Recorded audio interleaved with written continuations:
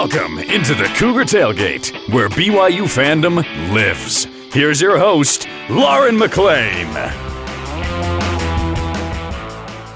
How's it going, everybody? Bronco's in town, and fans don't know how to feel about it. There are mixed emotions about the former BYU head coach leading his new Hoos onto the field at LaVell Edwards Stadium later tonight.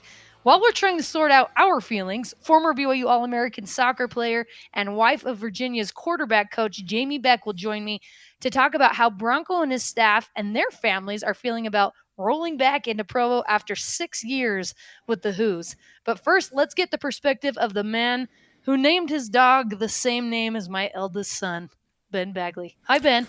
Funny story there, Lauren. How are you? I'm good. When we got the dog, when we got Cash, my brother was expecting at the same time and gave birth to my nephew a week later, and they were going to name him Cash. I didn't know this, but once I named my dog Cash, they had to settle for Nixon. And so to this day, my nephew is not Nixon in my vocabulary. He is almost Cash.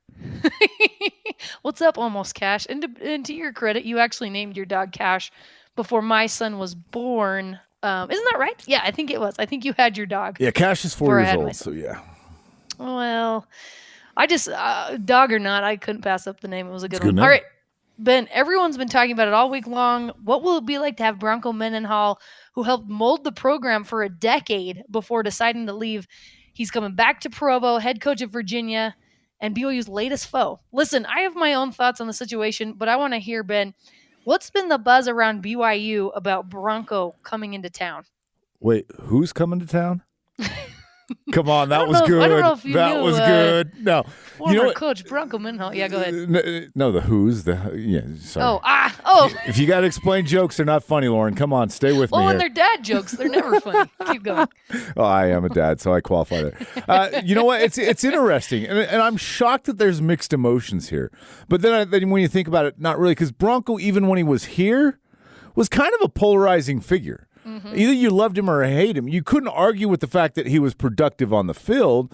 But Bronco, someone put it really well on Twitter the other day on BYU Sports Nation. Said something to the effect, and I'm paraphrasing here because I don't have it in front of me. Hey, I'm going to stand and cheer, blah, blah, blah. Hope BYU beats him. And even if he was socially awkward. Because Bronco was socially awkward, especially to the media. Absolutely. And I don't think he was – no, he was socially awkward, period. But he kind of had an interesting relationship with the media, and the media is a gateway to what fans see about you and kind of read into you. So that relationship extended to the fan base. And he was productive on the field. His players loved him. He did a great just built a great foundation independence for BYU coming out of the Mountain West Conference. But then he decides to leave, and you know what? Once you leave BYU, it's like, oh no, they're not one of us. No, he's still one of you. He did a lot for this program. All those guys love BYU. They just want to beat him this week, and that's okay. I think you're absolutely right. Bronco was an interesting fella, and fans like to say that only wins matter, but they really did care about his personality and what he kind of presented to the public. And he just wasn't. He's just kind of more of an introverted guy. And I think purposefully, and Kalani's a phenomenal coach, but I think that's one of the biggest reasons they picked Kalani is because he's extroverted. He's really good with people. And I think people were a little bit sick of that with Bronco Mendenhall, but you cannot deny how good he was on the field. And to me, Ben, it feels like when an ex-boyfriend or girlfriend is going to a party or function that you're going to be at, you have to pretend like you don't care, right? You have to pretend like they never meant anything to you. No, I've never looked up your Facebook profile. Deep down, you want to blow their socks off when you see them. You really do. I think you got to go on a diet, right? You got to go on a diet for a couple weeks. You got to color your hair. Your makeup is perfect. You're wearing the perfect outfit. And then when you finally run into them, you're like, oh, I didn't see you there. I hope all is well with your new girlfriend. And even if you're happy as can be with your new boy, a.k.a. Kalani, right? Yes. You still want your ex to be jealous. And I think this is how BYU fans feel. They just want Bronco to remember what he lost and feel like he's missing out, whether he'll actually feel that way or not. What do you think? He's not missing out on anything. And here, I'm going to tell you why. Number one, just kind of the introvert extrovert comment. I don't know that Kalani's an extrovert. I think that 90% of college football coaches and coaches in general would rather just not talk to the media and do their thing on field, coaching and being a mentor to these young men and young women in sports. But media is part of the gig, and unfortunately, we're kind of pains in butts sometimes and a necessary evil. And some just know how to handle that better than others. Kalani's really good at it, although he is kind of elusive in answering his questions, and that's just the way it is. I get it. I understand that 100%. But as far as that scenario, that analogy you painted is absolutely perfect. But Bronco's not missing out on anything, because you know what? He left here for, I know this is going to hurt BYU fans, a better job at the time. And I said a qualifier at the time, because as BYU gets to the Big 12, I'm not sure Virginia is a better job, but BYU wasn't in the Big 12, and he'd pushed hard, almost too hard, to the point where he was told, stop, to get BYU to a Power 5 conference when he was here. He wanted it to happen then. It didn't happen, and he got an opportunity to go to a Power 5 conference, to get paid Power 5 money, to have the Power 5 support and assets that were there available to him, and he jumped at it, and he should have. And I get it that hey, it's BYU, and you should stay here until we fire you or you decide to retire.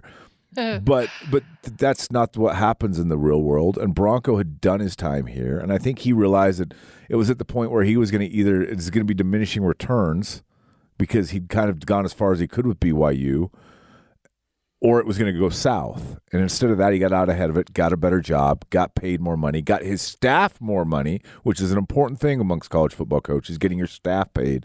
And he went to an institution that was able to do that. And so good for him. And thank you, Bronco. Thank you for what you did for BYU.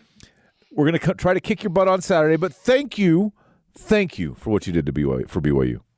Absolutely. And I really do hope that fans realize everything that he did for the program. He really did. I mean, sort of similar to what he did in Virginia. He kind of turned around BYU's program, and he established this sort of military-like mindset among the team. One of the best defensives in the country that got BYU recognized. And I think he just did a really, really phenomenal job. I think he's a great coach, and he really is a wonderful human being. I love that he was loyal to his staff, like you said, that was at BYU, to get them some more money and move them up in the ranks a little bit as well. And I think somebody who really does understand the college football landscape cannot blame Bronco for taking off. As much as it hurt, some people were glad. I don't know why, because he really was a great coach. But I think if you really do understand it, you can't be upset. And honestly, for fans, I think after this game is finished, whether it's a win or loss, BYU fans are going to move on quickly. I think the more important impact is that Virginia is a Power 5 program, and a win would look great on their record. And the fact that it's against Bronco is just kind of a bonus. I don't think people will think about it much after it's over. Ben, what do you think is the impact of the actual game itself? I think you hit it pretty close to the head of the nail, but I think that if BYU loses, there might be some hurt feelings, and people might like Bronco a little bit less. But that's any coach that comes in and beats BYU.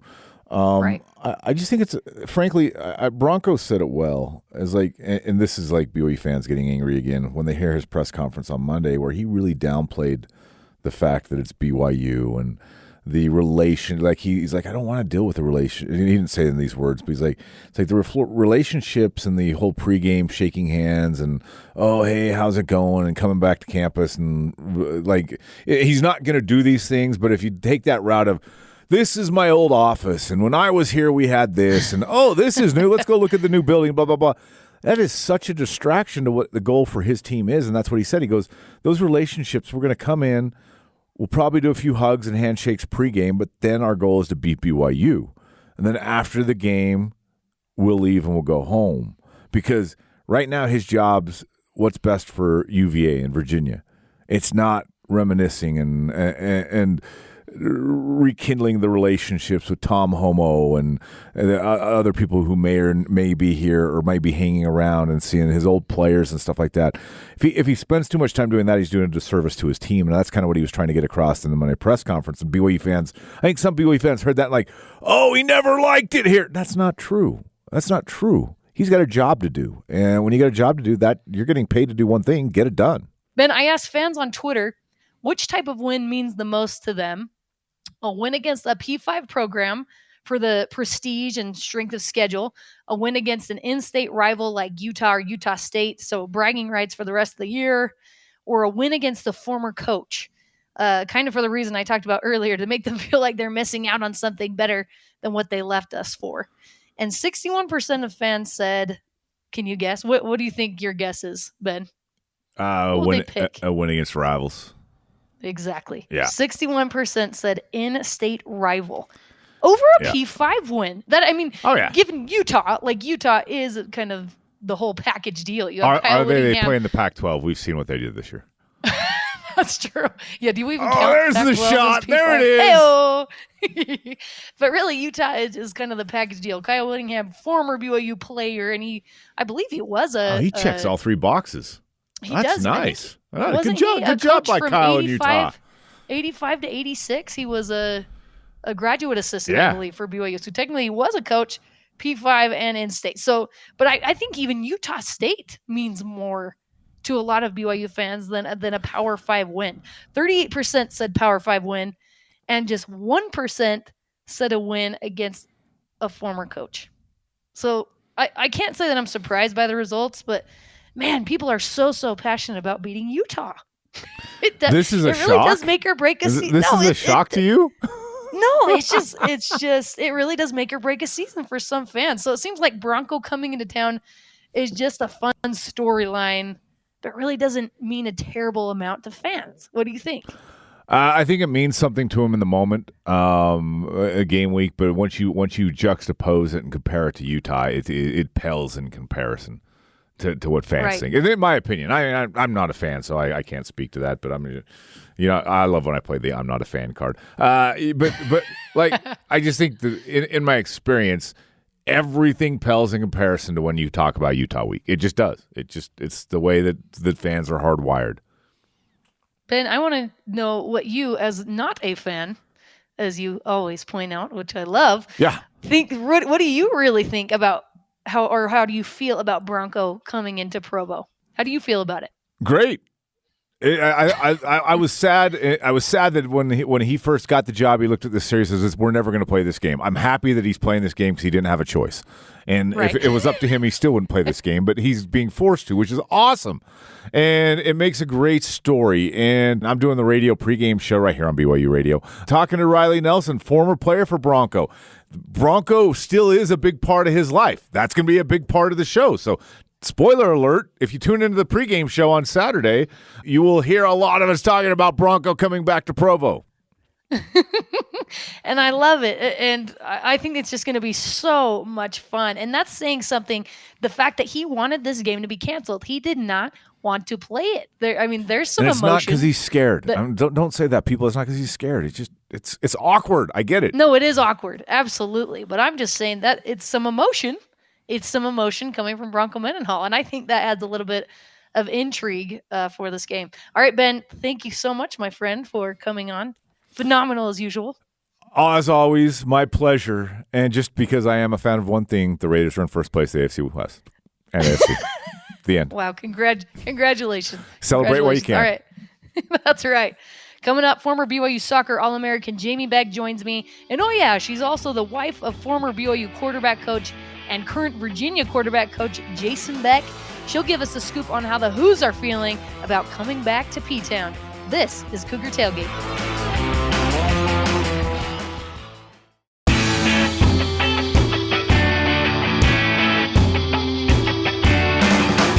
Welcome back to Cougar Tailgate. I'm Lauren McLean.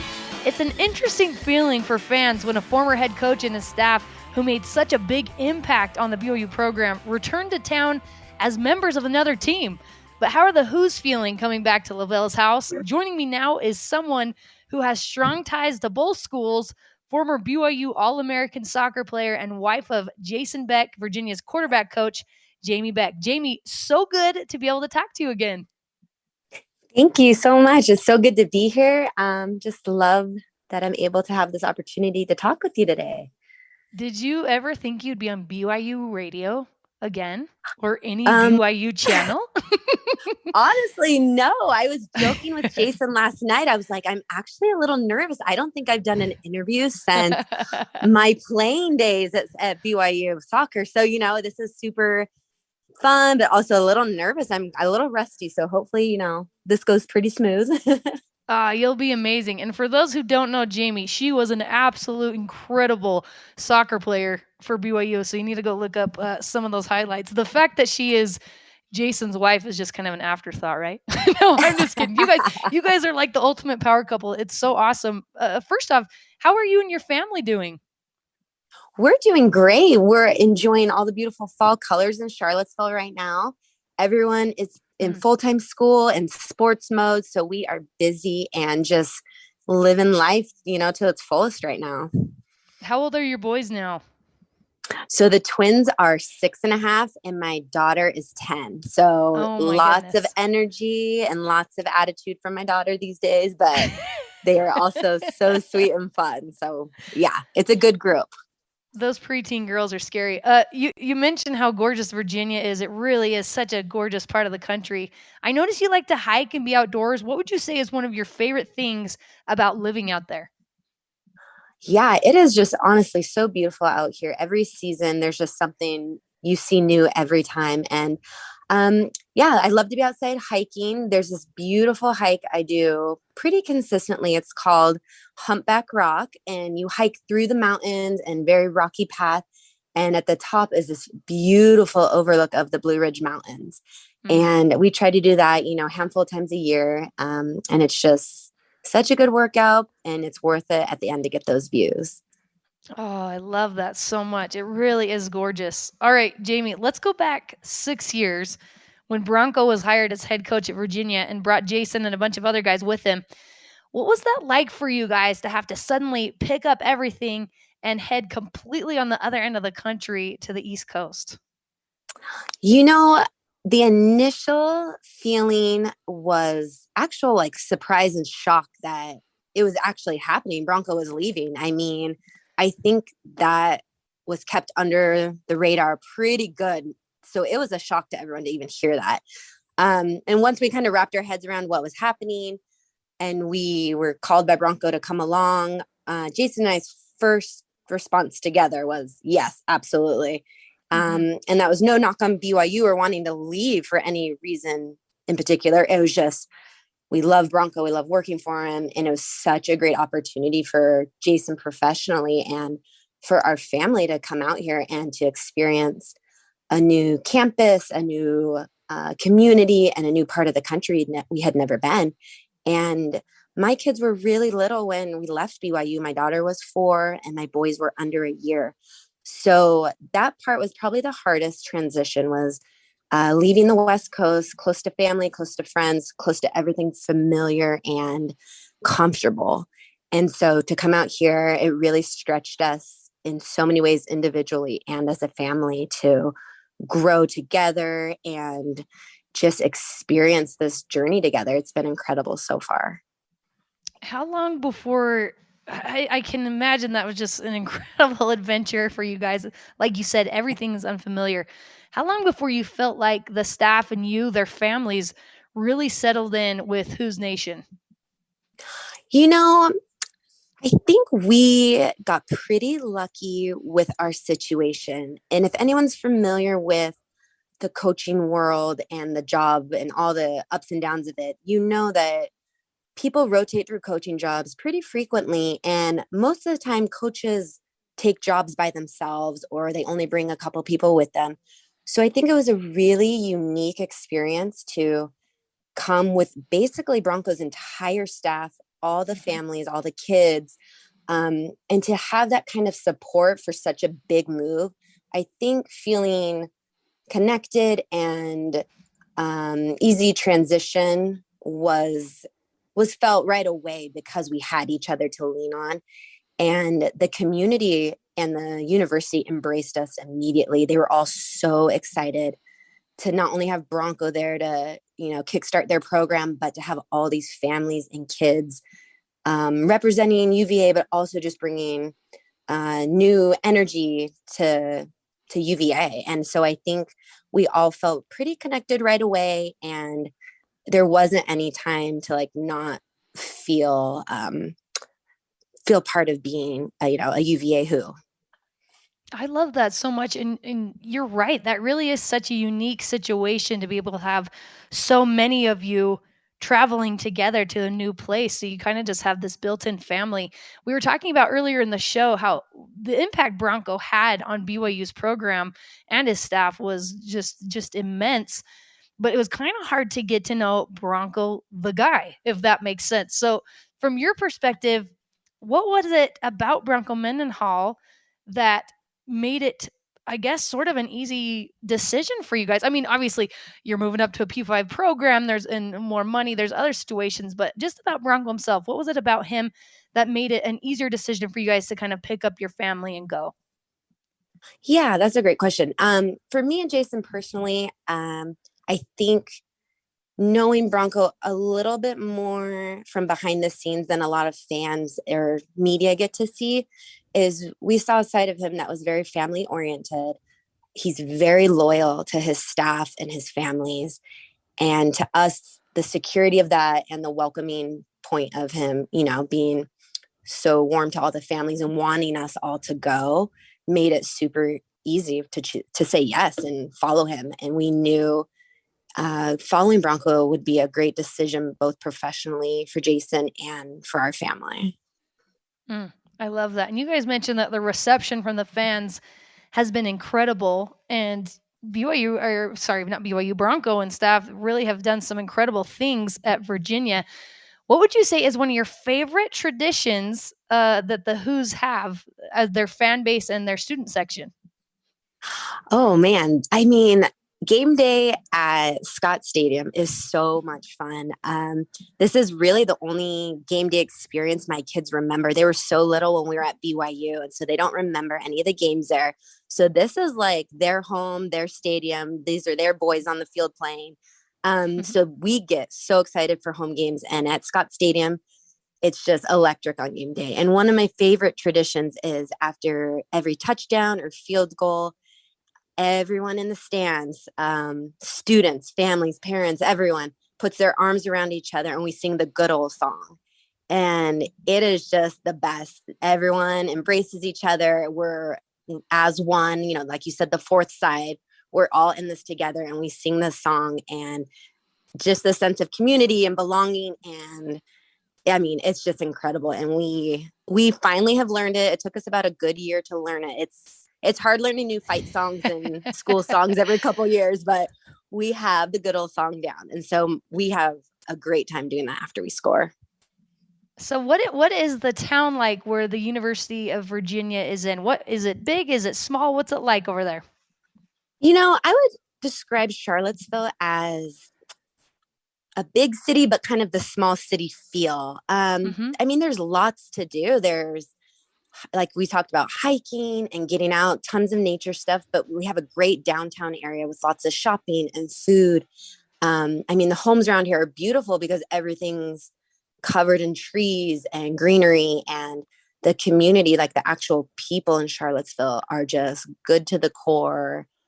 That Southern hospitality, love, acceptance, and being there for you is just unmatched. I mean, moving into our neighborhood, I've, never met such kind, giving people. Our first day in our home, I had like 3 different neighbors bring cookies and dinner and, offer babysitting. And it was just, the reception was unreal, and it's sincere, and it's just, it's amazing to be a part of. Oh, I love that so much. You guys deserve it. And people really are incredible. I think that's how it should be. All right. Bronco was at BYU for a decade. Jason was there for 2 years before heading to Virginia. What's been the sentiment among Bronco and staff coming back to Provo after 6 years? Just speaking off mine and Jason's conversations we've had and just kind of the general vibe around, the families and stuff, I don't think there's anything but excitement and, just that anticipation of game day, no matter who we were playing. But I mean, you can't deny the deep ties and roots all the staff and Bronco has to BYU. Even some of the families, like that have the wives that have graduated from there, and even some of these coaches' kids have gone there. So there's so many deep roots and ties to BYU. So I think, you'd be lying if you said there wasn't some sentimental emotion involved with it.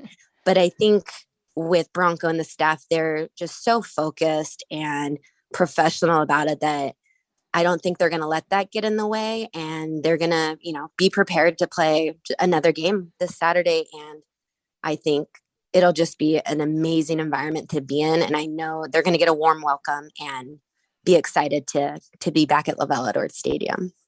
That's awesome. And I wouldn't expect anything different from those particular guys than to be as professional as possible, but I know they all have big hearts as well. So I think it's going to be a fun night.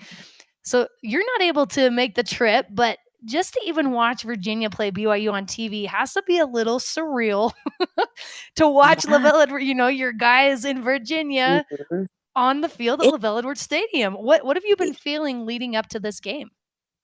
Yeah, just kind of mixed emotions. It's weird, like being an alumni from there and just having so much love for my Cougars. Jason and I always cheer for BYU, obviously when we're not playing them, but we always watch BYU's games. We cheer for them. We want them to do well and to win. So, it's obviously going to be different this Saturday. We obviously want our Who's to win, but it's going to be fun to watch from home. Also hard to watch because I always want to be there to support Jason in person at as many games as I can. And I just hope they, enjoy the experience and enjoy the energy that they're going to feel in that stadium and bring home a win and some good memories. Absolutely. I love it. I love that perspective. All right. Former BYU All-American soccer player and wife of Jason Beck, Virginia's quarterback coach, Jamie Beck. Jamie, thank you so much for taking the time with me today. You are incredible. Absolutely. I'm so glad I was able to join you. And that does it for us today. Thanks again to Jamie Beck and Ben Bagley for coming on the show with me. You can join the Cougar Tailgate virtually, of course, every Saturday at noon Mountain Time, or download, rate, and review our podcast on Apple, TuneIn, Stitcher, Spotify, or on BYURadio.org. It's game day, baby. This is Cougar Tailgate.